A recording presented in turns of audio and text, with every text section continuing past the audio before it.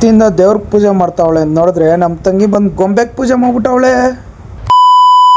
ಬೆಳಗ್ಗೆ ಎದ್ದು ಕಟಿಂಗ್ ಮಾಡಿಸ್ಕೊಂಡು ಅಲ್ಲಿಂದ ಡೈರೆಕ್ಟ್ ಮನೆಗೆ ಬಂದು ಈ ಥರ ಇದ್ದವನು ಈ ಥರ ರೆಡಿಯಾಗಿ ನಮ್ಮ ಹುಡುಗರನ್ನೆಲ್ಲ ಕರ್ಕೊಂಡು ಶಿವನ ದೇವಸ್ಥಾನಕ್ಕೆ ಹೋಗೋಣ ಅಂತ ರೆಡಿ ಆದ್ರಿ. ಹುಡುಗರೆಲ್ಲ ಗಚ್ಚಂತ ರೆಡಿ ಆಗಿದ್ರು. ಅಲ್ಲಿಂದ ನಾವು ಸೀದಾ ಹೊರಟಿದ್ದೆ ದೇವಸ್ಥಾನ ಹತ್ರ. ಅಲ್ಲಿ ಹೋಗ್ಬೇಕಾದ್ರೆ ಒಬ್ಬರನ್ನ ಮಜಾ ಹಾಕೊಂಡ್ರೆ ಹೆಂಗಿರುತ್ತೆ ನೋಡ್ರಿ. ಆದ್ಮೇಲೆ ಎಷ್ಟು ಕುಡಿಬೇಕು ಅನ್ಕೊಂಡಿದ್ದೀರಾ? ಭಯ ಬಿದ್ದಪ್ಪ. ಕುದುರೆ ಪೂಜೆ ಅಯ್ಯ ನೋಡ್ರಿ ಗಾಯ್ಸ್, ಫಸ್ಟ್ ಟೈಮ್ ಪೂಜೆ ಮಾಡಿದ್ರೆ ನೋಡಿ ಇದೇ ಥರನೇ ಆಗೋದು. ಇದಕ್ಕೆ ಯಾರು ಪೂಜೆ ಮಾಡ್ತಾರಾ?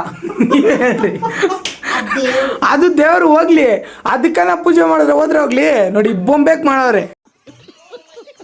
ಫಸ್ಟ್ ಟೈಮು ಪೂಜೆ ಮಾಡ್ಬೇಕಾದ್ರೆ ನೋಡ್ರಿ ಈ ಥರ ಎಲ್ಲ ಮುಗಿಬೇಡ್ರಿ. ನೋಡ್ರಿ ಭಕ್ತಿ ಇಲ್ಲ.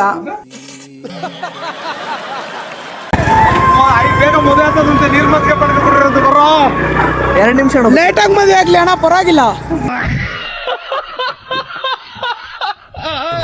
ನಾವು ಗಚ್ಚಂತ ರೆಡಿ ಆಗಿಬಿಟ್ಟು ಎಲ್ಲರಿಗೂ ರೋದನೆ ಕಟ್ಕೊಂಡು ಸ್ಪೀಡಾಗಿ ಹೋಗ್ತಾ ಇದ್ರಿ.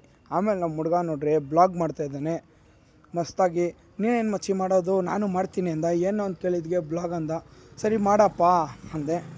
ಆಮೇಲೆ ಅಲ್ಲಿಂದ ಸೀದಾ ದೇವಸ್ಥಾನ ಹತ್ರ ಬಂದ್ರಿ. ನೋಡ್ರಿ ಏನೇನು ತರಲೆ ಮಾಡ್ತಾರೆ ಅಂತ ನೀವೇ.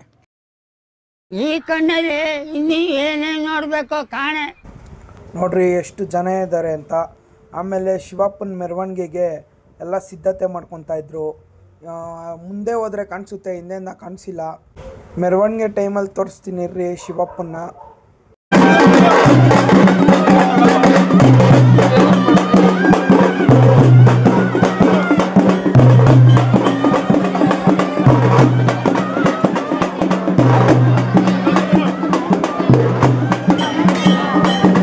ಫುಲ್ಲು ಅಲಂಕಾರ ಮಾಡಿದ್ರು ಮಸ್ತಾಗಿ ದೇವ್ರನ್ನ.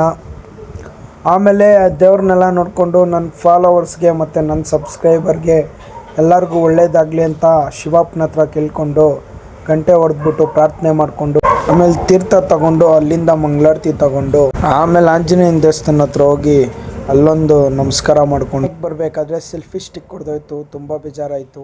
ಆಮೇಲೆ ಅಲ್ಲಿಂದ ಸೀದಾ ಮನೆಗೆ ಬಂದರೆ ನನ್ನ ಕೂದಲು ಈ ಥರ ಇದ್ದಿದ್ದು ಈ ಥರ ಆಗ್ಬಿಟ್ಟಿತ್ತು, ಮುಳ್ಳಂದಿ ಥರ. ನಾವು ತಿಂದರೆ ಸಾಕಾ, ಮೇಕೆಗಳಿಗೂ ಏನು ಬೇಡವಾ ಅಂದ್ಬಿಟ್ಟು ಹೋಗಿ ಗಚ್ಚಂತ ಹೋಗಿ ಸೊಪ್ಪು ಕಟ್ಕೊಂಡು ಬರೋಕ್ಕೆ ಹೋಗಿದ್ದೆ. ಆಮೇಲೆ ಅಲ್ಲಿಂದ ಸೊಪ್ಪು ಕಟ್ಕೊಂಬಂದರೆ ನಮ್ಮ ಬಾಯ್ಸ್ ಫುಲ್ಲು ಪಬ್ಜಿ ಆಡ್ತಾಯಿದ್ರು. ಹುಚ್ಚ ಥರ ಆಡ್ತಾಯಿದ್ರು ಎಲ್ಲರೂ. ಆಮೇಲೆ ಎಲ್ಲ ಒಂದು ಆಟ ಆಡ್ಸೋಣ ಅಂತ ಬಂದೆ. ಸಿಂಪಲ್ ಹೊಡೆ ಅಂದರೆ ಎಲ್ಲ ಸೀರಿಯಸ್ ಆಗಿ ಹೊಡಿತಾಯಿದ್ರು. ಇದೆ ಇಲ್ಲೊಂದು ಸಮಸ್ಯೆ ಖಂಡಿತ ಇದೆ. 5 ಜನ ಇದ್ದೀರಾ?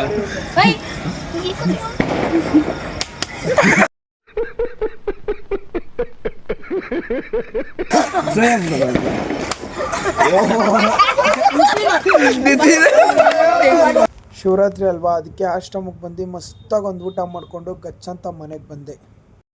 ಈ ವಿಡಿಯೋ ನೋಡಿ ನಗ್ದಿದ್ದೀರಾ ಅನ್ಕೊತೀರಿ. ಇನ್ನಷ್ಟು ನಗಿಬೇಕಂದ್ರೆ ನನ್ನ ಐಡಿನ ಫಾಲೋ ಮಾಡ್ಕೊಳ್ರಿ, ಯೂಟ್ಯೂಬಲ್ಲಿ ಸಬ್ಸ್ಕ್ರೈಬ್ ಮಾಡ್ಕೊಂಡ್ರಿ ಅಂತ ಹೇಳ್ತಾ ಇವತ್ತಿಗಿಷ್ಟೇ. ಸಿಗೋಣ ನಾಳೆ.